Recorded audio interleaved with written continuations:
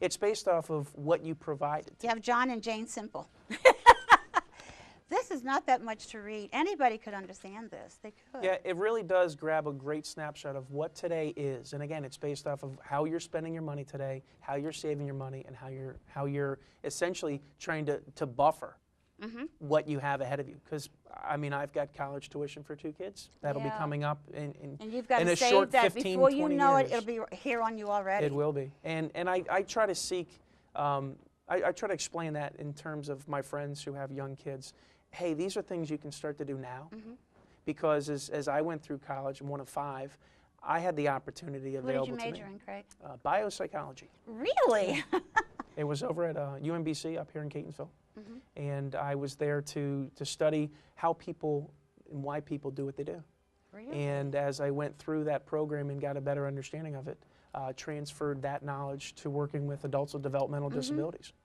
And I did that prior to coming on board with my father and bridged the two to work with parents who have adults with special needs to be able to help them to continue their federal government, the government benefits that they've worked so hard to. Well, my sister and brother-in-law is going to be in trouble with this because they have a Down syndrome child. She just turned 18.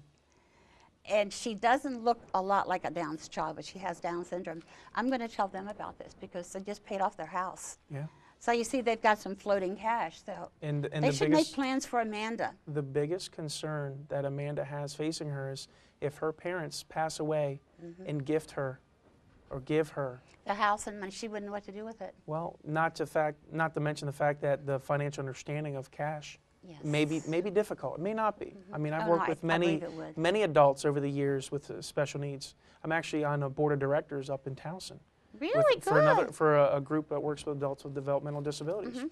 And as I'm encouraging them, as I work with the population before, we need to be able to figure out how the education can get out there, how we can bridge that gap, because parents are disqualifying their kids from benefits that they worked 10, 20, 30 years to attain.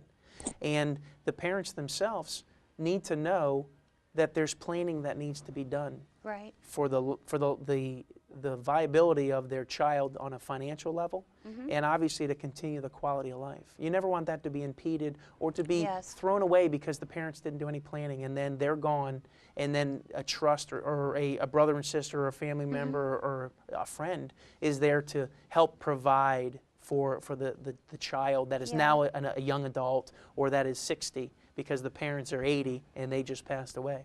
I don't want to say people will take advantage of somebody like that, but I'm sure there are people out there who would. And you have to protect Just yourself. like Amanda, she doesn't know what to do with money. You give her $1, you could give her $100, she wouldn't know the difference. But my sister put her into a regular school, and they didn't want her there, but now she's going on through with it. And I'm just hoping she's going to have a good future, a really, really good future. And that's great if they can be mainstreamed, if children going through the schools can be mainstreamed, because then there's a transitioning process at either 18 or 21. 18 is normal schooling, 21 is if you're in this special education program. My brother's a teacher here in Prince George's County, special education teacher. How many brothers do you have? I have 1 brother and 3 sisters. What do the 3 sisters do? One of them works in the office, you said. Oh, actually, that's my sister-in-law. Sister-in-law, okay. One sister's at Anne Arundel Community College. Good. My other sister's an occupational therapist. Wonderful. Up in Baltimore County. And my 3rd sister has 2 little girls of her own in Woodbridge. That is wonderful. Sound like you had a good family. Yeah, great upbringing. You got good upbringing. Anything else really special you think we should note on here? Because our time is almost up. It did fly. I told you 30 minutes is gone. Gone. What are some really important points you'd like to leave, besides contacting you, of course? Well, the most important point is the question. Have you ever wondered if you could test what you're doing today to see if it's going to hold up tomorrow? Number 1, okay. Number 2 would be opportunities exist for those who take advantage of them. Right. If you don't know, that's not to say it's a bad thing, but you just might not have the education. They say opportunity only knocks once, but that's not true. That's not true. That's you not persevere, true. It can knock many times. It can. And that's the value of being persistent. It really is. Because for people who want to get it, DreamWork can help them get it. If they're really dedicated and want DreamWork. If they really want to see themselves, their life improve, or simply to just test. Again, we're talking people who are in their 20s and 30s who need to get a better handle on financials because maybe they haven't been so financially, the mindset might not have been there, to people who are ready to retire They're Okay. boomers. My father's at the tip of that iceberg. Really? Yes, Okay. he's the beginning of the wave of the boomers. As droves of people will retire in the next few weeks, months, and years, you need to be able to see what you can do different based on what you've been currently doing. A lot of times DreamWork can show you that if you're going to run into a problem, which by the way there's a summary page that shows you a red line. The red line is based on how you're spending money and what you've saved and what you're bringing in as income. Do you think may people run would out. just take it and tear it up and throw it away and say, I don't need this, I don't need these problems? Because a lot of people don't want to see what's going to happen. Guess what? That reality check has been why people are more and more happy to share this with their friends. Okay. We have parents who said, my kids have got to come see you. We have parents.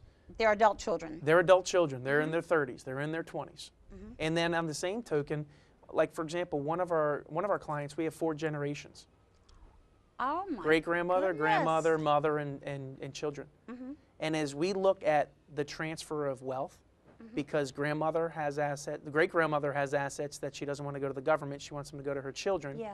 And her mother, or her daughter, it stems down. So the ability of understanding that everything looks good allows you to do what we call as legacy planning. The ability to transfer your wealth because you've done a very good job of holding on to it.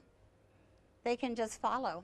The Great Depression did a lot of Yeah. positive things for people in terms of savings. I've got so many clients in their 70s, in their 80s, who have looked back on their life and said, you know what, this finally is where I want to be. And for those people who need to get there, But this can these are, get them what, there. 70, 80, and 90-year-olds? They're not depressed that they haven't been that way before? No, as a matter of fact, they're wealthier now, and True. they're allowed to do more things. And we Right. always get this comes out of everybody's mouth. As soon as they retire, you know, we do DreamWork in Going on a advance trip. of. They go, Craig and Frank, I've never been more busy. I don't know when I ever had time to work, because now that I'm retired, I haven't the time. What are they doing? Only they can answer. It comes up all the time. Really? Oh yeah, and for that, I just think of it's opportunity, And they have the money to do it with. and they have the money to do it with.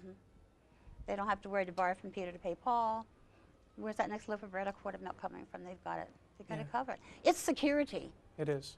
It's really, I'm surprised. You're so young to have done something like this. Well, I think that more and more people need to understand the power of the education. I mean, It's a simple plan. it's very simple. It's very simple. I mean, anybody could understand it. But for someone like you to, whatever, it's in your genes. It has to be in your genes to get you to do this so young.